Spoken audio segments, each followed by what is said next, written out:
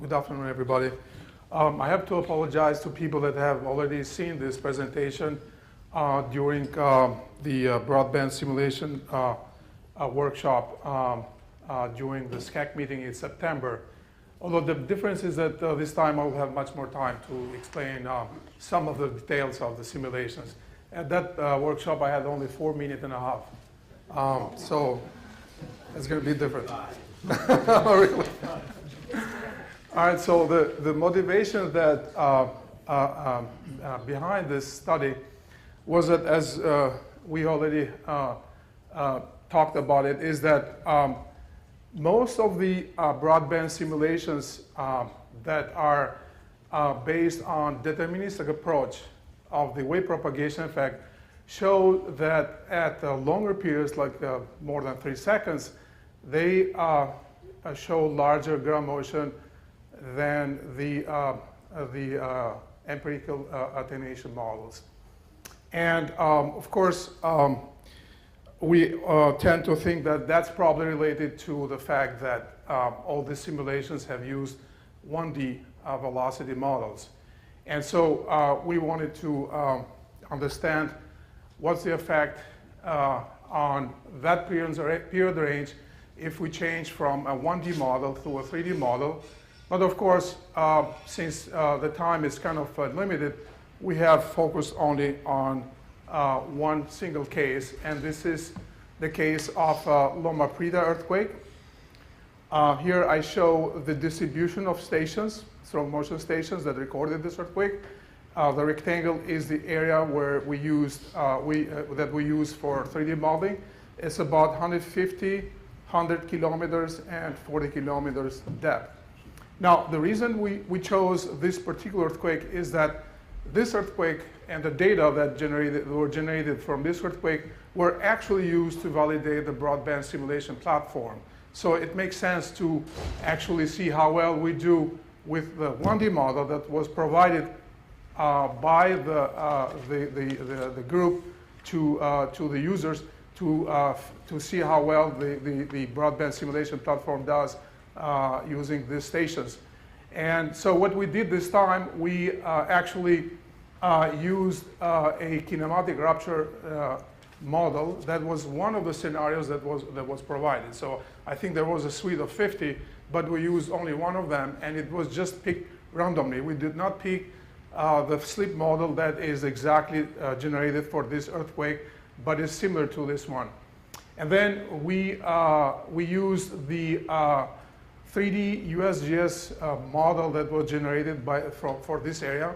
In terms of model quality, this model has not been validated extensively, but there are several good studies that are already published that show that some of the features of this model are kind of realistic, and they kind of reproduce some of the observed ground motion during this earthquake or other small ones.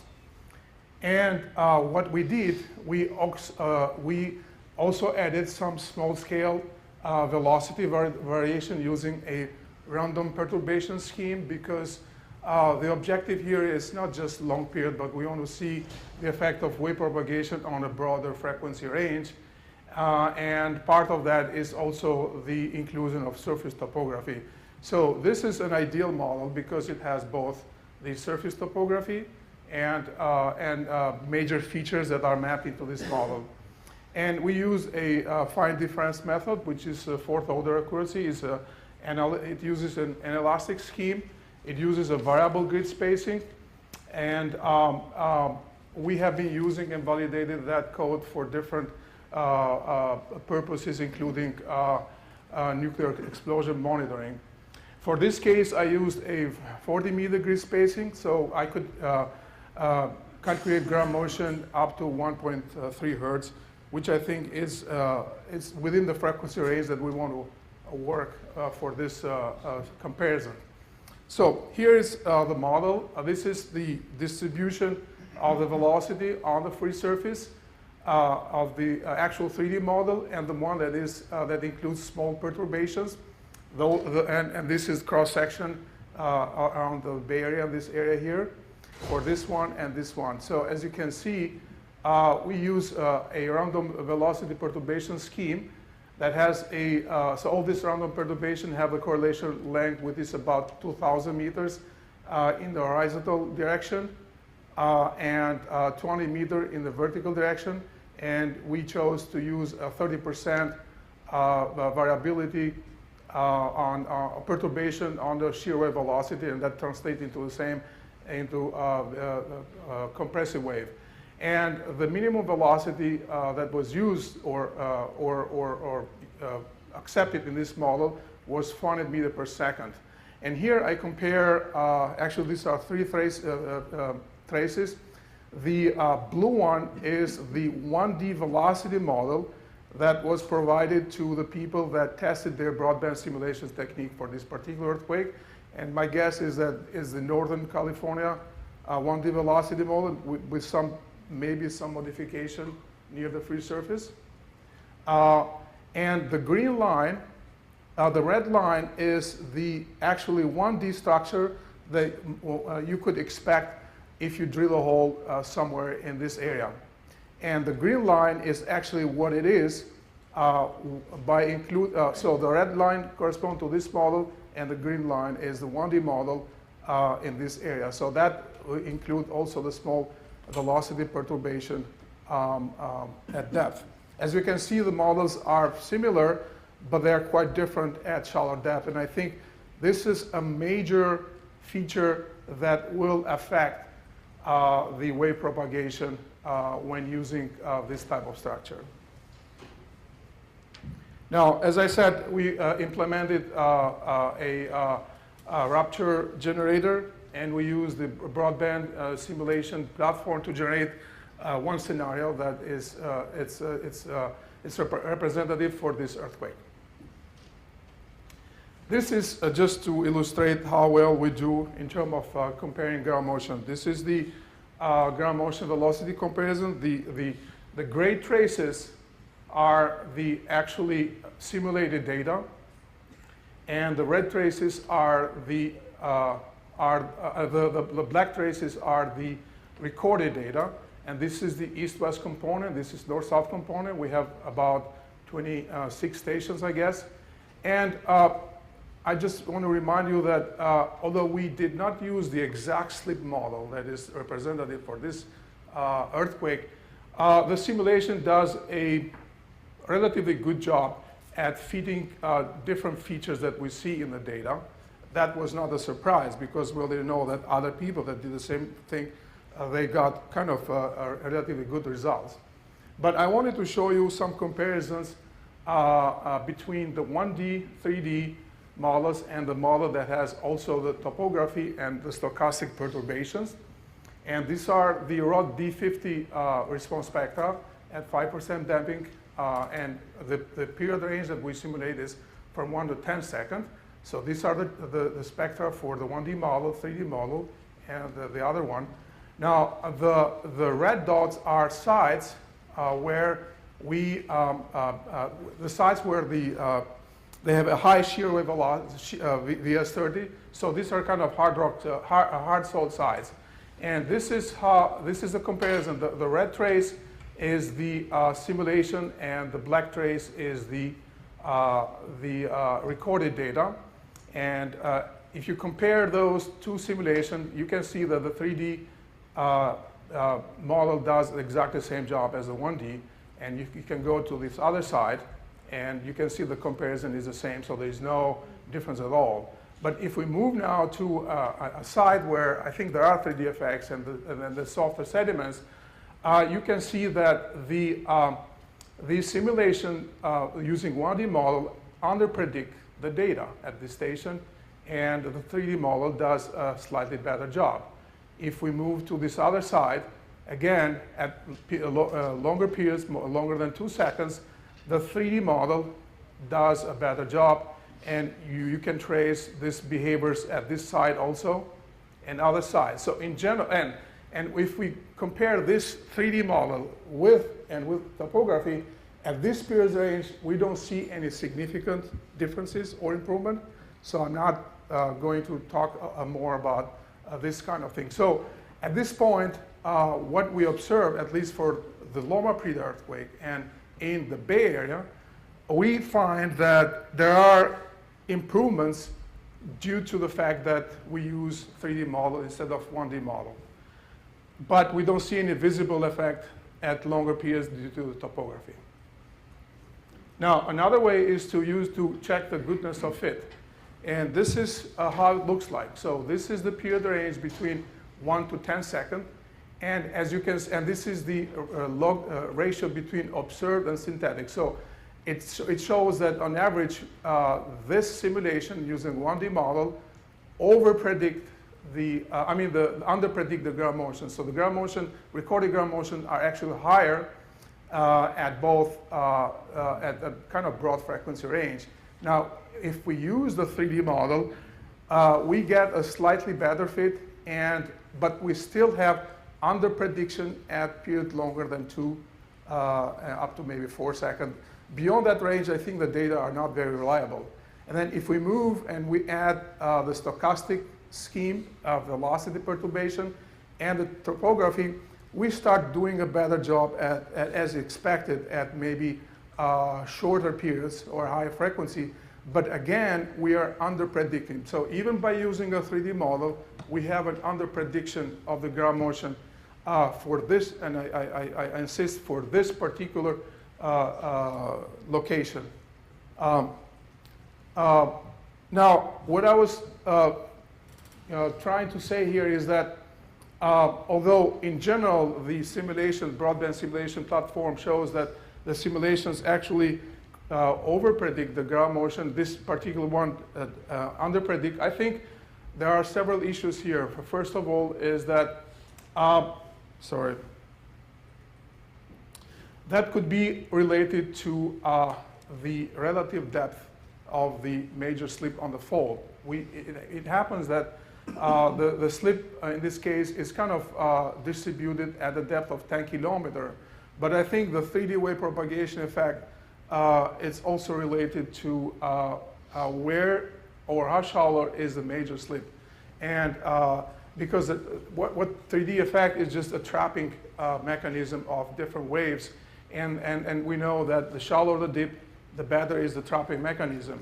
The other issue could be also the inadequate 3D velocity model and 1D model for this particular area. We haven't extensively validated this model for the Bay Area. So that could be also one reason. And another one will be the 3D attenuation. We still don't use reliable attenuation models for this kind of simulations. And one of the reasons that we don't have enough information about the Q factor on a broad frequency range. But if we go to higher frequencies, and this is another simulations that I did, but this case is for just to illustrate how the 3D model could affect higher frequencies, is for another area in the country where we try to understand what will be the effect of the 3D wave propagation modeling on a small source that is located right beneath the free surface, and this is only an explosion, which means that we have the source generates only P waves. But due to strong 3D simulation propagation effects, which include complex scattering and conversion of the P waves and interaction with the free surface topography, we see all kinds of waves that are just generated only from a explosion source. As you can see that the white color is the curl, and the blue and the red color is a divergence. So divergence is actually showing how the P waves are propagating, or the compressive wave, and curl is the S waves. And you can see we do have strong S waves that are generated at the free surface. We have actually little BBP, which is a reflection at the free surface, and then we have a direct P wave. But we do also have RG waves, and you can see those are the waves that actually dominate the ground motion in this area, and those are the ones that actually are strongly affected by the surface topography, and also they also are the main source of generating shear waves. So what I wanted to show by that is that the more complexities we include in our 3D model, the more homogenization we'll have in the ground motion itself. So if you plot the seismograms on 3 components, at certain distances, they were going to have almost the same coda waves, so they will look the same. So the radiation pattern is lost, and the picture of the origin, which is the source, it kind of get blurry. So I think at longer distances, that's where we might expect much stronger 3D effects. And those 3D effects probably will actually lower the ground motion compared to 1D effects. The 1D effect, depending on the trapping mechanism that we put into this model, could be very strong for surface wave, but if you use a smoother 1D model, then that will have the effect of a 3D structure. But these are all things that need to be tested, and our plan is to, first of all, extend the 3D modeling in the same area to shorter periods. We also want to include more stations. The stations that we used in this study were the ones that actually recorded data, but we could do comparison between 3D and 1D effects at other locations of the basin, even though we don't have recorded data, but that will help see what are the differences between 3D and 1D effects. And we also want to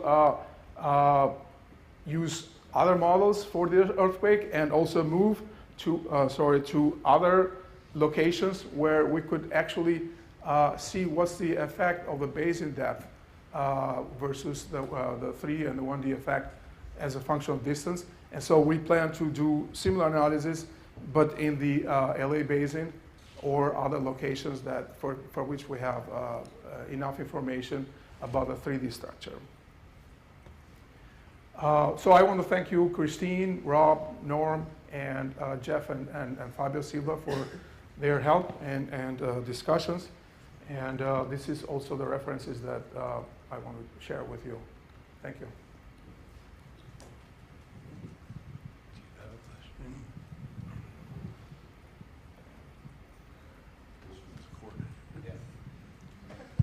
Doug Dreger. Arben, I was thinking it might be worthwhile to calculate the bias plots just between synthetics, 3D and 1D. And you could do that, of course, at the stations that recorded Loma Prieta, but you could also do it at many more stations throughout the entire model. And that might be revealing. We might be able to figure out systematic differences between those basin sites and the non-basin sites. Right. Yeah, like I mentioned, yeah, you're right. The stations that were used here were not actually designed to understand the 3D versus 1D effect. So we need to put some, synthetic stations so that we can see those differences. And that's why what I show here is not as dramatic as it could be if we select different locations for the basin sites. Right.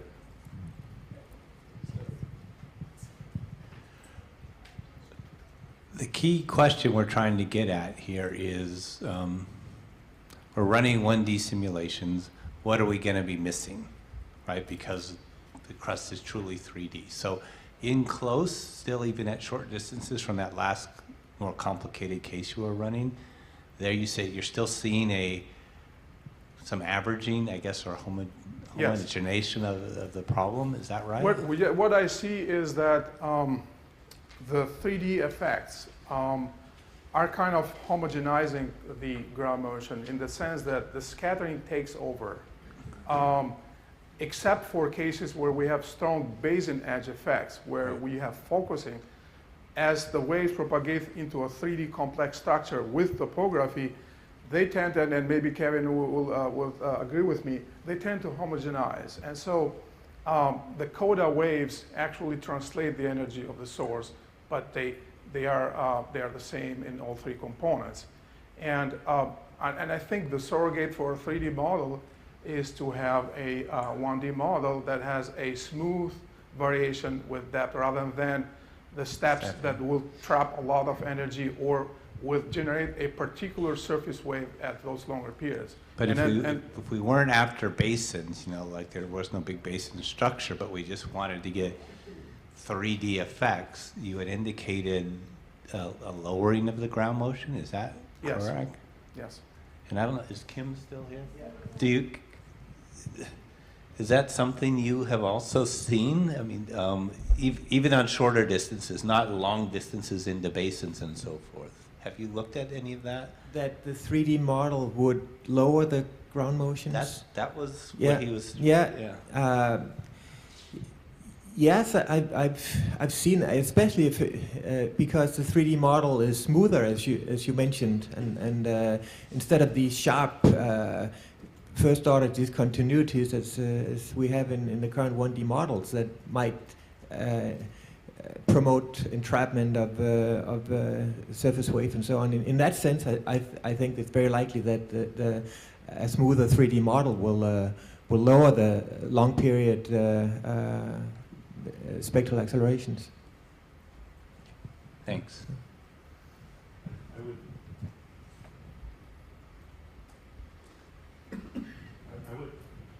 I would add that that is true that if you smooth out the upper layers, get rid of some, Right. if you get rid of some aspect of the first order discontinuities in the layers above the source, that will have that effect. And the model you have is, I think, reasonable. The caution I would have is that if you move too far towards a gradient structure, then we'll end up getting a very different wave field. And we effectively won't generate surface waves. You certainly won't generate love waves. Right. So, You'll have very modified Rayleigh waves. So you have to be a little bit careful about that. It's some mix of gradient and layers, I think. right, so I think what is controlling ground motion due to the interaction with the free surface, we have little basin here, we have small topography, small basin, is this RG wave. And based on my experience with the simulations, that there's different ways of decreasing the amplitude of RG waves, which is not really very clear in the recorded motion. If you plot the synthetic here, you will see a really strong phase. And one way to decrease the amplitude is attenuation, of course. There is an attenuation model, but also small-scale complexities near the free surface, or smooth gradients with the free surface. That will also, create some realistic features.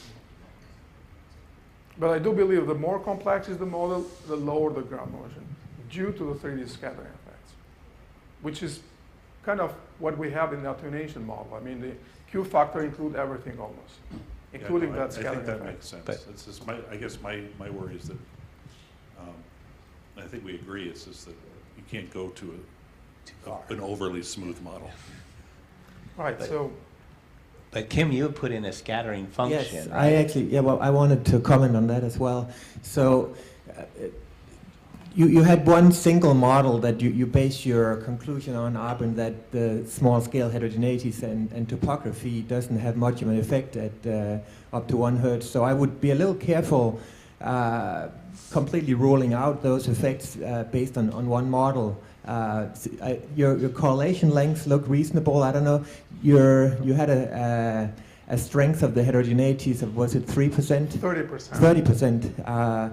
Though, I mean, some of those parameters are not that well constrained, and we've done some analysis on borehole logs that maybe suggest different parameters, and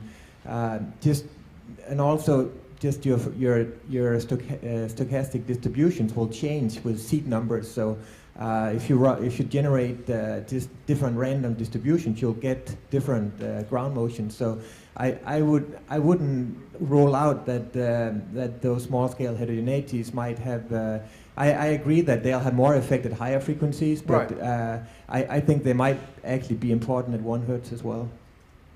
no, we're talking about a period above 2 seconds. That's what I say, that the small scale perturbation will not really affect the ground motion, no matter what you use. Because I tested that. Okay, I thought you had a conclusion between 0.1 and 1 Hertz. When I'm talking below 1 second or higher frequencies, all this small scale perturbation take over all the major feature in the structure. Okay. And one other comment, when you plan on going to 3 hertz in your future work, are you planning on including a frequency-dependent Q in your simulations? Because so that might this is actually have something- an important effect. Yeah. I mean, the code can handle. The problem is that we don't have a good model for the Q. And, but I think it should have some frequency dependency.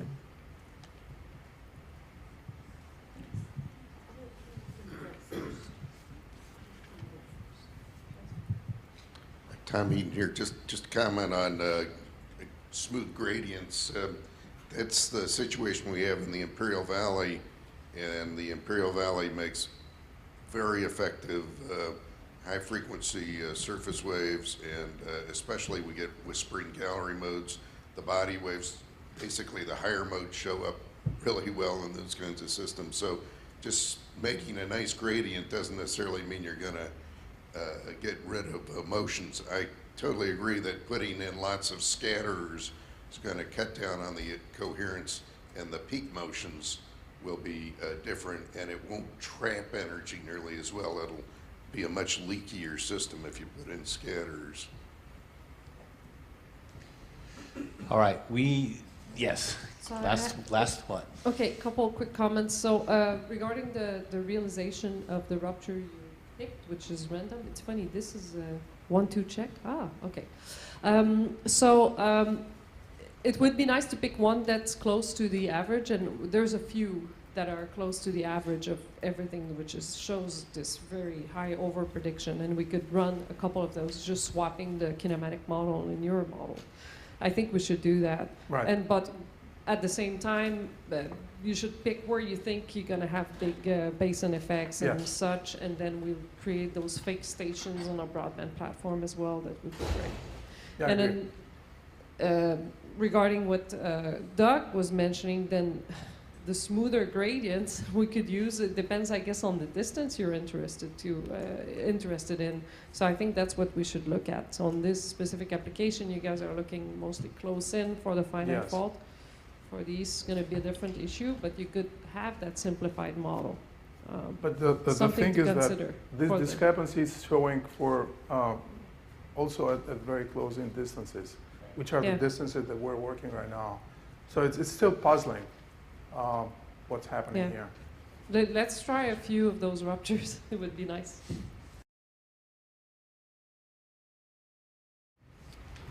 Okay, so with this conclusion of this third talk, I'd like to open this up to discussions on the path effects and the 1D and 3D effects. So we need it really short though, because we're at. We need it really short. We saw that in Kevin's talk that possibly the effects coming from the regions where Palo Verde is interested in, the ground motion amplitude didn't increase a whole bunch as compared to the north. We heard in Gabe's talk that there's, in the SHAC2 analysis, it was assumed that the Q was approximately 50% greater in the Palo Verde site, but it was a really qualitative test. And that the new NGA West models compare relatively well to the SHAC2 analysis. But most importantly, we found that what we really need is data, and we need comparisons. Comparisons of the Palo Verde, comparisons of records at Palo Verde site of earthquakes recorded in California, in the regions that we're interested in order to solve the path effects mission. As well as Gabe suggested a few qualitative methods which can be used to qualitatively determine the Q. So I would like to open this up to suggestions by everybody about ways that we can get at the path effects, alternative methods. Anybody? It's really short, but not that short.